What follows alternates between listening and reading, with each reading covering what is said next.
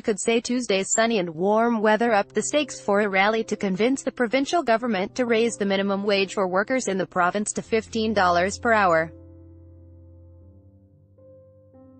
The noontime march and rally by the Newfoundland and Labrador Federation of Labour was energetic, loud and forceful.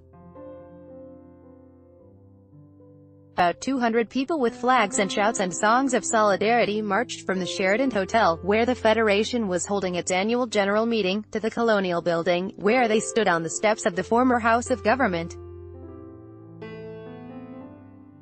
A number of speakers made their case for an increase of the current minimum wage from $11.15 per hour to $15 per hour.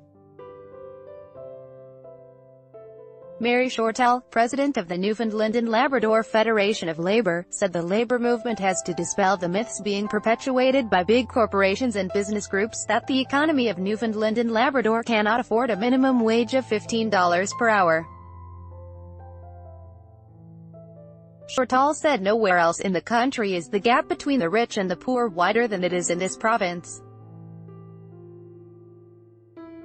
If we look at the examples of other places, around the country and around the world, the bigger the gap between the rich and the poor, the harder it is on the economy, she said.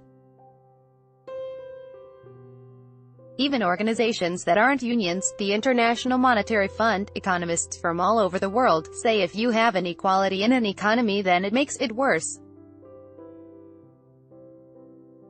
Then as soon as you put money in the hands of workers the economy does better. Right now we have a large percentage of workers at minimum wage. A lot of them are women, they work full-time.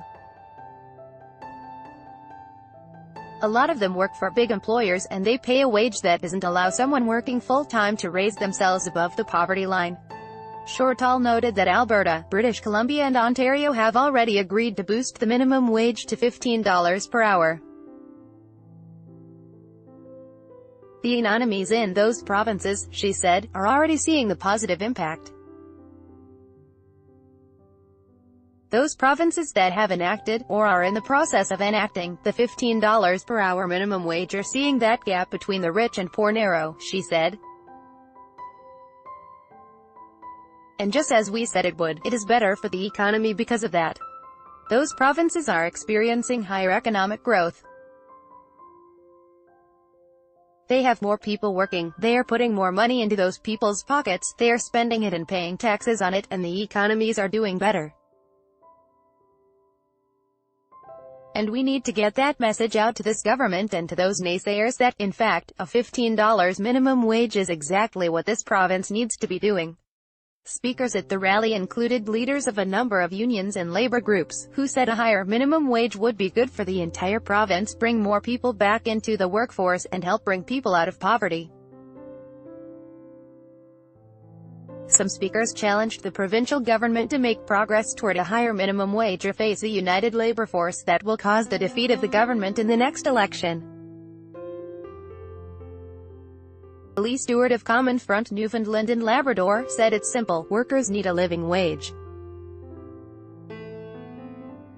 No worker deserves to be working and still living in poverty. No worker should have to go home with a sick child and wonder if this lost shift will result in the power being cut, Stewart said. No worker should be forced to take on a third job to pay for rent. If our government is committed to gender equity, the minimum wage must be increased because 66% of minimum wage earners are women. Jerry Earle, president of the Newfoundland and Labrador Association of Public and Private Employees, told the crowd that 32% of workers in the province earn less than $15 per hour.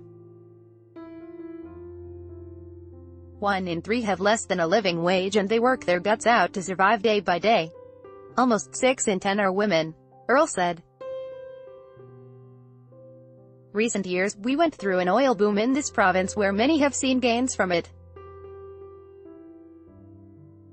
But unfortunately, through that same oil boom, those at the lower end fell further and further behind. There's a myth we hear from the business community, the street.